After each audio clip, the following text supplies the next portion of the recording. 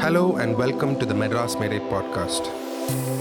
Madras Medai is a festival and business expo which celebrates the equality in music and enables artists from different backgrounds to come together with a collective conscience. The podcast will cover various aspects pertaining to building an inclusive, diverse, and equal music ecosystem. This series is powered by the British Council. So now more than ever, independent artists are transitioning to recreate an environment that doesn't just deliver content, but also find innovative methods to collaborate and coexist. It is important for any artist, especially those creating in isolation, to maintain a state of equilibrium and to become resilient to whatever new challenges which may arise. The recent and current case being COVID. The guest for today's episode is Dr. Gareth Bonello. He's an award-winning songwriter and musician who performs under the stage name The Gentle Good. He creates timeless music inspired by the language and culture of his native Wales and has collaborated extensively with musicians from Sichuan, China, and the Khasi Hills in northeast India. So let's jump right in. Hello, Gareth. How are you today? Hello, I'm very well, Tenma. How are you? I'm fantastic. I would say, saying fantastic at this time is quite, uh, It's all weird thing. relative, isn't it? Yeah, it's very relative. I think I've come to a very good state of equilibrium in the last 1 year as an Yeah. artist, but I think it's essential that before I get into any sort of like explaining about my story, I think it's imperative to ask you, how have you been, how's the situation in Wales and how have you been maintaining a state of, equilibrium and finding inspiration during these times? Yeah, I think it's definitely been a huge transition, hasn't it? Especially for somebody like me. I was touring a lot. I had a lot of gigs booked for last year when lockdown hit. So it was kind of like a whole year of work just kind of got wiped out in a blink of an eye. I'd actually only just recently come back from touring in India. I'd been touring in the northeast and also in Delhi and Calcutta with a theatre production called Performing Journeys, which was had a cast of mixed Welsh and Khasi actors and musicians. So I'd gone from traveling around India and a whole year of work to do to sitting in my house with nothing to do, worrying about money and income and all this kind of thing. And I suppose it was a long process of trying to work out how to work from home, how to be a musician doing what I do without performing live, which is usually my main activity, I'd say. Um, and it's been some ways good. It's been some ways it's been frustrating, but I think over the course of the year, it's definitely probably helped me improve as a musician, with especially with regards to things like recording things from home.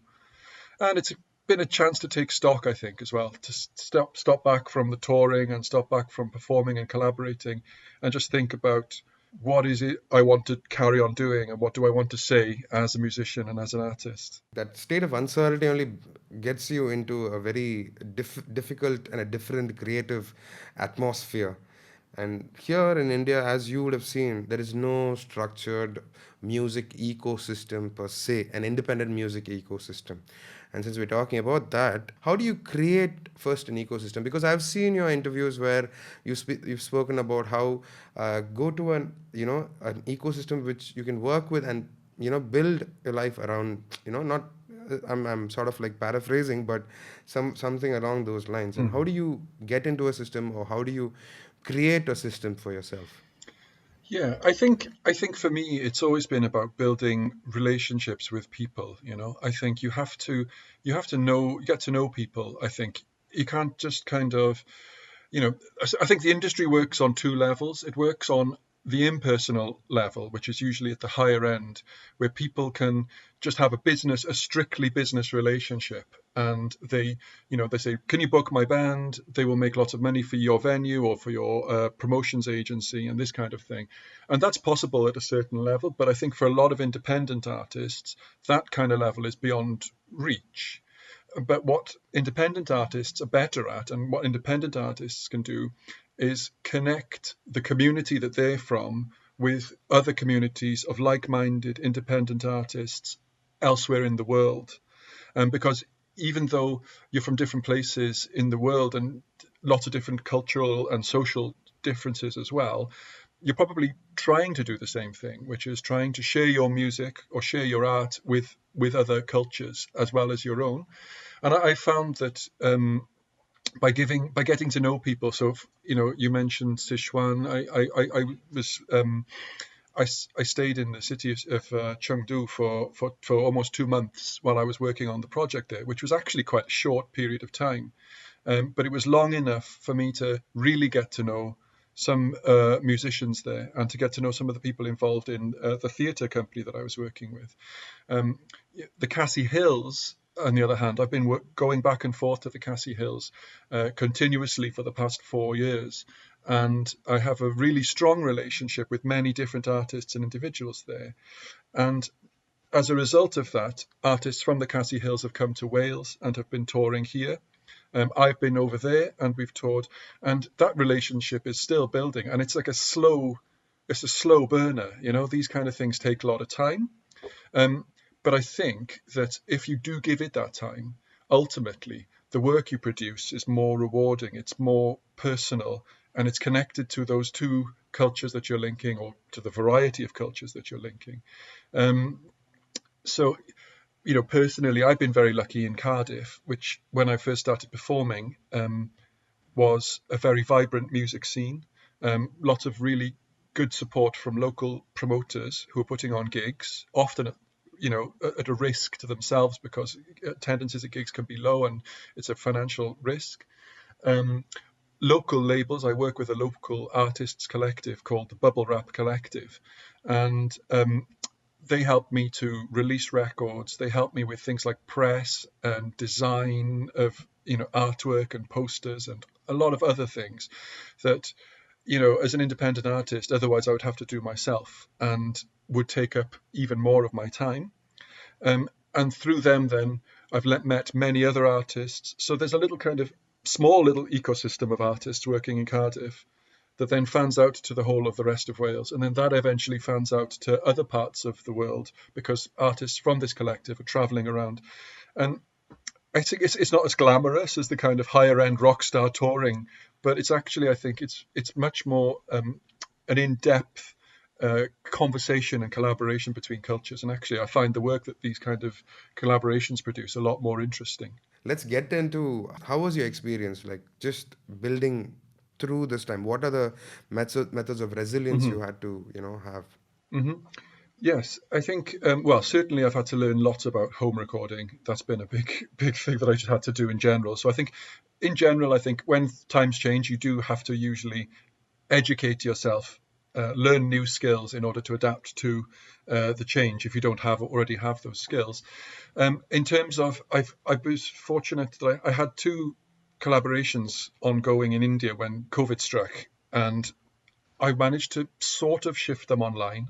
It's been a challenge. I think I was working with some of the Khasi musicians that I've been working with and a Khasi poet, and we were already in the habit of sharing music and videos and things via WhatsApp and downloading files to each and all that kind of thing. So we already had a kind of a working relationship of sharing things on the internet. However, I did begin a new collaboration with a wonderful sarangi player called Asin Khan Langa from Rajasthan. And we hadn't worked together before. That collaboration, I feel, is still developing because we haven't figured out yet how to communicate. We share videos. I don't speak Asin's language and he doesn't speak mine. So it's all just sharing videos via WhatsApp, which I think it takes us so far, but then we always hit a wall because we can't really share our ideas. And sometimes you just need to be in the room with someone, don't you? You need to be able to see their face and sit there and play them instruments with them or sing or talk. And I'm hoping one day that'll happen. But I do feel that there is quite a lot that can be achieved by the powers of the internet and by the technology that most people have in their phones. So it is easier in terms of that type of collaboration. I've been trying to figure out how best to do that in this situation, and how to share it. That's the next stage, isn't it? Once you've created the work, how do you share it, and why should people listen to it, and how do you encourage people to listen to it? Because everything is saturated. The internet is full of videos of people sharing songs. That is a bigger challenge for musicians everywhere, I think. How do you stand out from the crowd? Like we were talking earlier on, I think that when you're doing something so unique, when you're looking at cultures that people don't normally see, that is something that makes you different. If you're sharing music that is made, a collaboration between Welsh language and Tamil music or something, probably never happened before. You have their two rich cultures with their own musical traditions that could really develop something that would be new and interesting to people. And I think trying to keep things going like this is probably going to be the story over the next year as well as the past year, trying to sort of develop new work with the hope that one day it'd be possible to share it live. Somebody who tours a lot, you're somebody who gigs a lot, right? Yeah. What did it do to you? I mean, in this aspect, I think with Gareth, he's also an ornithologist, right? And Yeah. it's a study of birds and closer to nature. And, you're quite an outdoor person, somebody who's connected to nature so much. It reflects on your music, and you've done all of these amazing things with bringing nature and, music together. At the same time, you're a touring musician, you do all of these things. The levels at which it would have hit you is completely different than for a lot of other musicians. Like, how did you handle your equilibrium? How did you handle your sanity during all of these times? Yeah, that's a good question. I think, do you know what? Initially, I think I did quite well. I sort of threw myself into, I was very lucky. I got offered a very quick little arts project by BBC Radio Cymru, which is like the Welsh language radio station here. And they offered to pay me a small amount of money to record an EP, 4 songs for them from home. And because I had nothing else to do, because all my work was cancelled, I just thought, right, I will write an EP for Radio Cymru and I'll throw myself into it. And I thought what would be the best thing that would make me feel better was, first of all, to use nature as the source of the inspiration. So because it was springtime in the UK when COVID, we had the first lockdown, I wrote a lot of songs on a theme of springtime and recorded bird sounds and things like this and put them onto the EP. So there's a folk song called Mae'r Ddaear yn Glasu, which means the earth is in bloom. And then there was a song called Oeddad, which is about swimming, because I love swimming in lakes or rivers or sea. So I was really missing being in that connection with water. So I had this instrumental song that just kind of tried to sort of take you in your head to a place where you were swimming. And I think for me, that was a kind of release and an escape from the lockdown. And that helped me to feel sort of balanced. And because I was working as well, I felt I got that sense of worth. But then once that finished, I did get a little bit further down because I just realized this isn't going to end soon. And I don't have live performance, which I'm used to doing. And I can't even go and see the natural world because I live in the middle of the city here in Cardiff.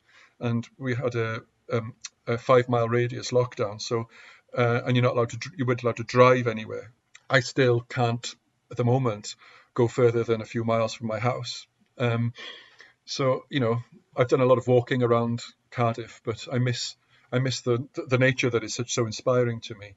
I've tried to stay focused. I've tried to be busy with work, and I've also just tried to be helpful to my local community.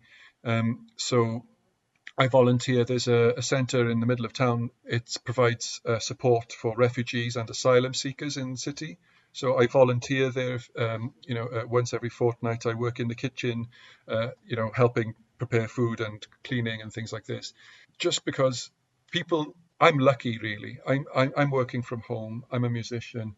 People are far worse off and having it far harder than I am.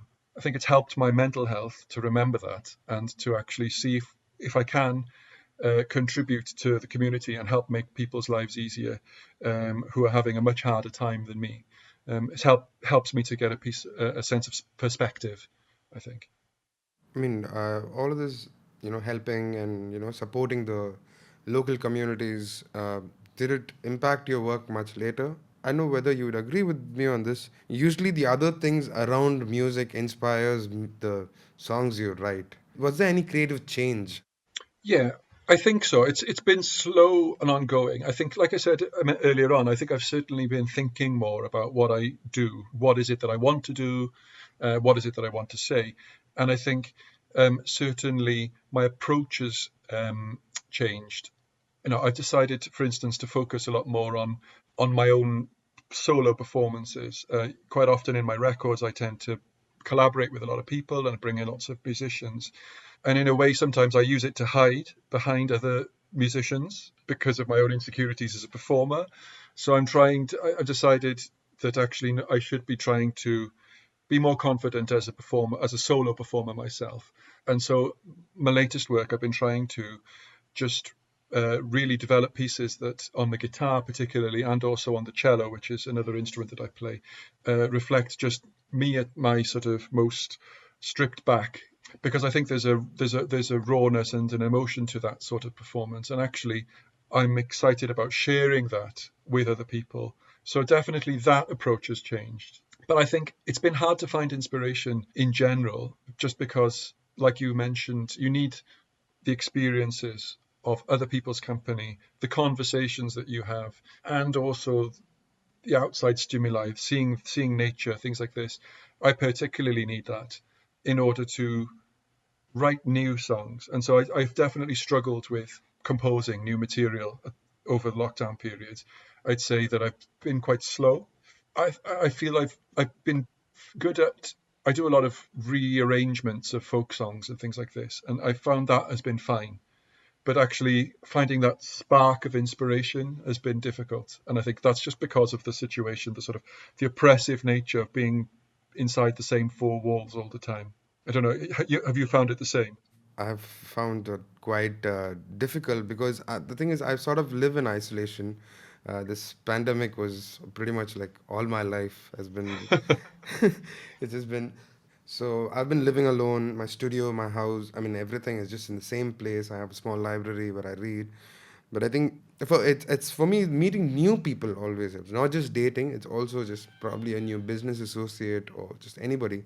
That sort of like blocked me away from things. But what happened was I started Uh-huh. exploring more deep into my own community where I live. So I live a little far away from the city. It's a suburban, and I moved here only because I didn't want to. Usually, a bachelor pad turns into a party house. Yeah, Yeah, so everybody that's right. hangs out. So I didn't want to have that because I just wanted to keep it a strictly professional environment, even Hmm. if it's my house. Yeah. So, so what I did was I just started traveling, just take my bike and just going around wherever my local farms, wherever, just to source out food and and then I started exploring into where do I get the best onions, where do I get the best tomatoes nearby, and what is my local produce. Let me start consuming that. Mm. In fact, that helped me get some information about where I am and what do I do, who are around me, and I started supporting more local produce more, and that That's helped me brilliant. start engaging with people better as far as the music ecosystem is concerned. So what I did was, I think my first sign of resilience came because of a financial disaster. Like, because more like not, I shouldn't say disaster. Let's say like a problem.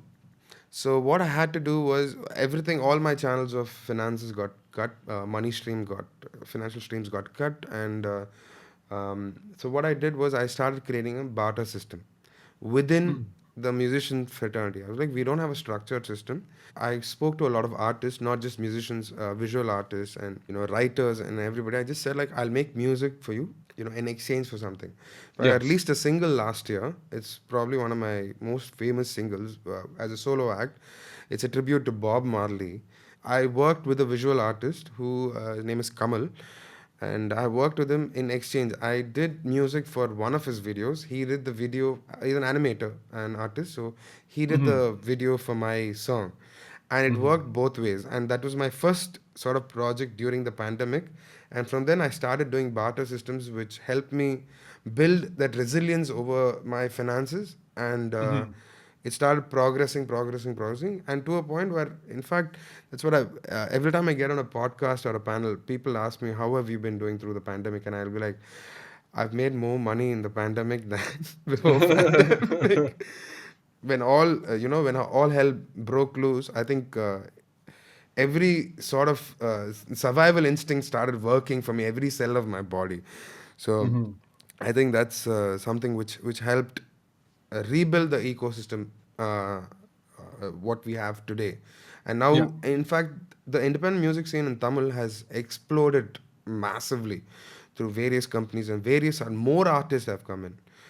What was once a one or two person scene now is like a lots, like hundreds of artists, and like uh, women, men, children, all of them are involved. And I'm really happy the way it's turning out. And I think I've taken a tangent. Coming back to the point of, I think, Gareth, we have similar sort of like ideas and like working protocols. And you do like 100 things, and I do 100 things to move forward. What do you do? How did you become resilient, and how did you protect the theme of the entire thing as an artist?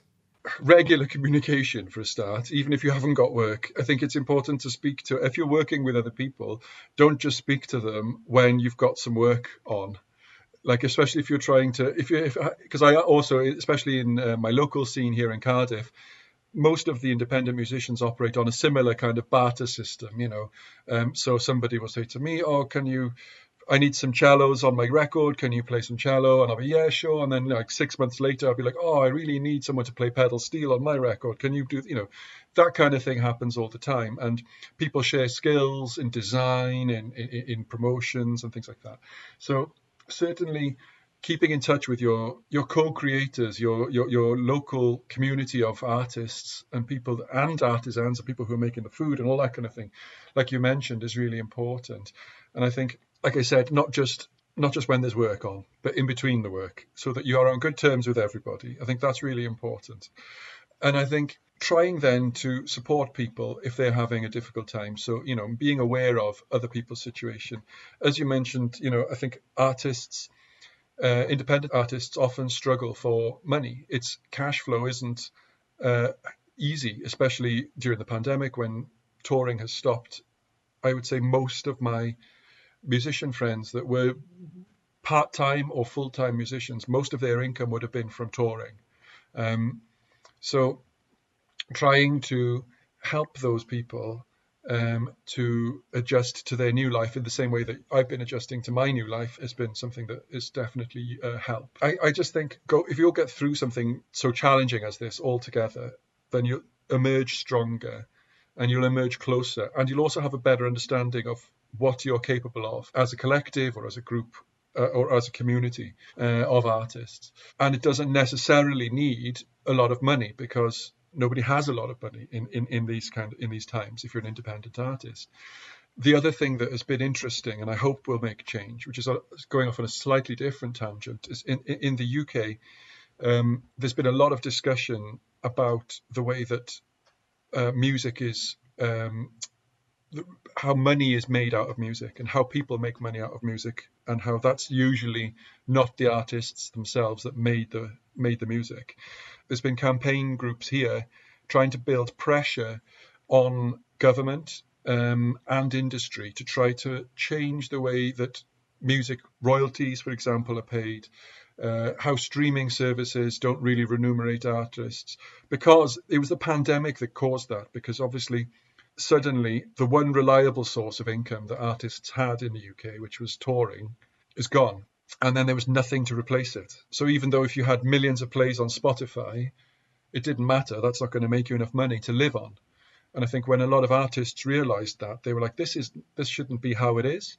I think touring should be a supplement to your normal practice of creating music. You shouldn't be touring so much that's the main thing that's getting you the money, and you're not spending as much time writing and creating new music, in my opinion. So I think helping making big changes like that can also have a big effect on small independent communities of artists. So just through things like that, the website SoundCloud, for example, has decided to start paying royalties for the first time.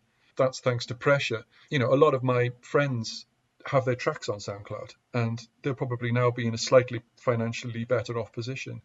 So I think it's remembering that even if you're a small community, you are part of a larger community of artists, and that if you combine your voices, you can put pressure on the people in charge and actually instigate real change, which will benefit everyone. And I think that's something that will probably carry on going over the next few years. The pandemic has caused people to rethink and imagine how they can reshape the reality of their worlds in many different ways. And I don't think the arts are any different. And I think that we can now use this opportunity, this moment, to try to instigate more positive change and more support for independent artists, so that people can actually be paid properly for their work and then go on to create more work. And adding to your point, I want to say that there's been a lot of disruption. I mean, this sort of a positive disruption as well, the creative Mm-hmm. disruption through all of these things, because during the early phase of the pandemic, there was also a lot of anger and a lot of things from a lot of different sources, and the emotional drive was changing for the whole, and it was pretty much a similar situation with people all around the world. Mm-hmm. And the wave of emotion was just changing, and right now we are little more relaxed. I think people have introspected quite a bit as to what they need to be angry about, and not everything is what the social media is not the complete truth. No. And yeah, so and it but also during Yeah. this time, because of the lack of touring and everything, artists moved on to the virtual performances. Mm. That was globally the biggest change for the gigging musician. Yeah. Like I did like a couple of virtual gigs, but honestly, to be very truthful, it, I'm still not used to it. It's just 17 Yeah. years of performing on a stage, and I was like, one of my managers used to tell me like a gigging Tenma is a happy Tenma. Like I Yeah. get, it's like I get really upset, and I don't know how the gigging musicians, regularly gigging musicians are going, what they are going through, and promoters or people who are like venue owners who are having these performances, and we've seen a lot of people shutting down, a Mm. lot of, and in fact a lot of people, a lot of new places opening up as well, new type of places, Mm. and this virtual performance thing is like a new thing here.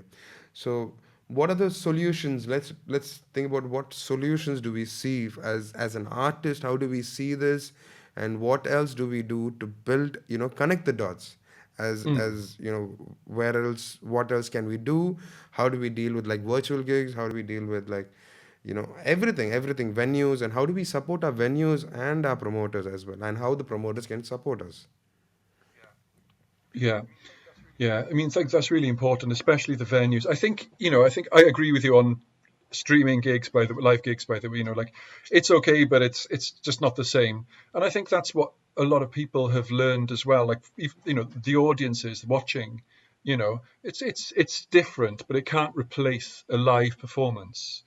Um, which is a good thing, but that has generally been the consensus because I think when live performance comes back, people will probably, hopefully, appreciate it more and attend the gigs in more numbers than they were previously. Um, I think in Cardiff, certainly, it's difficult. We really have to put a lot of pressure on local government and the council to keep venues open and not to knock them down or develop them or sell them off for flats. I think we've lost a lot of venues in Cardiff pre-pandemic just because they're in old buildings and they're run by people who are doing it for the love, so there's not a lot of money coming in. But those are the kind of venues where artists cut their teeth. That's where a young artist can find their confidence performing, where they learn their craft, and then they hopefully go on to play bigger stages and things. But you need to support those local, small, grassroots venues because that's where the scene is. That's where the people who really care about the music are. And that's where we were talking about the community earlier on and the ecosystem. That's where it is in those small venues. In Cardiff, unfortunately, there's a real push to build a lot of high-rise buildings to modernize the city centre, and in doing so they're kind of eradicating the local culture that is there. They're making it like a generic city centre, like so you would if you dropped you in the middle of Cardiff, you might not necessarily, you could be in the middle of any city centre in the UK, because for the council it's important for them to have relationships with developers and business. But I'm not going to criticise the council too much. But well, no, I am going to criticise the council. They are too one-sided and they're blind to what the damage they're doing. They don't understand that by eradicating the culture from the middle of the city, they are getting rid of something that makes Cardiff unique. And in a few years' time, people will be less interested in the place, and you'll get fewer artists because instead of the artists all living in the same area or performing in the same venues, they'll be scattered around the city, and that scene, that sort of community doesn't develop. So, as artists, we do try to get together with venue promoters, venue owners to pressure the council. We went on a big march a few years ago when they were threatening to sell off one of our most iconic venues to build flats. And we have managed to get them to change laws to do with sound pollution and things like this, because one of the commonest ways of closing down a venue is to say there's residents complaining about the noise from the venue, so we have to close you down. A law change now, so saying if you move into a place that is next to an established music venue, you have to put up with the noise. You can't just complain about the noise. You knew there was a venue there when you moved there, so tough luck. But I think that as artists in any community, you have to get together with all the people involved in that ecosystem and put pressure on your local administrators who might otherwise not be sympathetic to your cause. That does sometimes work, not always. It's a struggle, but if you don't do it, you'll definitely lose the venues, which is what's happening in Cardiff, unfortunately, at the moment. I think it's essential for artists to take breaks, right? And what do you like? What do you think? How do you see this taking breaks, and how what is the frequency? What do we do? How essential it is so that we don't hit a point of saturation where it kills us from the inside.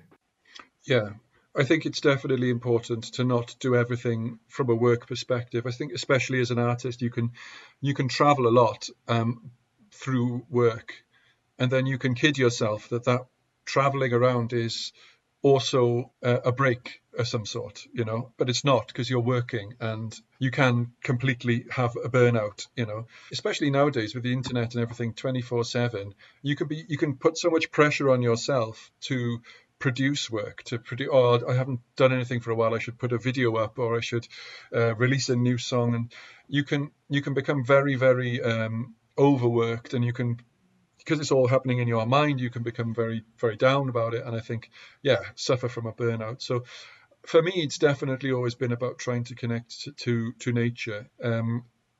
So when I was able to travel further from my house, I like to go to the coast to swim in the sea. It's quite cold here in Wales, but one of my all-time sort of favorite things in the world to do is to snorkel, with a snorkel mask, because I just love being able to see the rocks and the fishes and all the different little creatures and things like that. It gives me an enormous sense of freedom. And I always think, even if I've done nothing all day except go for one swim in the sea, I feel like that's a day well spent because of the benefits to my state of mind and to the way that I feel. So for me, it's been that. And as you mentioned earlier, I'm an ornithologist. So I do love to go out, because one of my things that I've learned to do as an ornithologist was listen to the bird songs, and I can identify the British birds from their songs.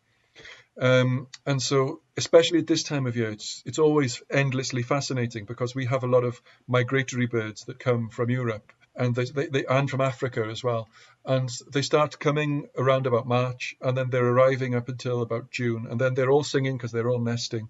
So the songs are constantly changing, but it reminds you of the cycle that you're in. It's like, oh, there's a blackcap there. That means that spring is on the way, and oh, the swallows are here, right? It's summertime. There's reassurance to me, reminding myself that I'm part of a bigger cycle, and not everything is just about me and what I produce and the music that I make. I'm just a tiny little part in the grand cosmic array of things, and I think it's good to remind yourself of that sometimes. And for me personally, that's where I find more peace. You and me can have a lot and a lot of conversations about a lot of things, but unfortunately, that's all the time we have today. Thank you, Gareth, for everything, your insight, your time, and this has been such a holistic experience for me.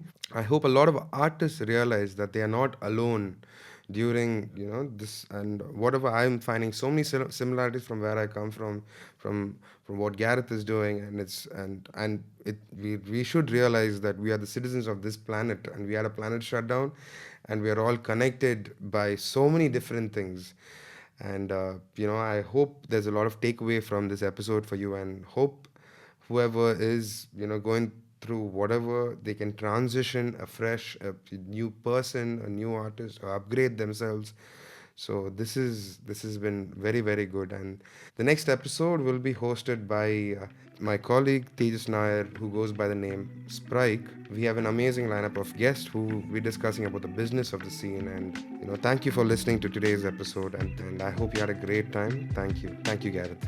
Thank you so much. It's been a real honor and a real pleasure to speak to you, Tenma. And yes, we'll definitely keep in touch.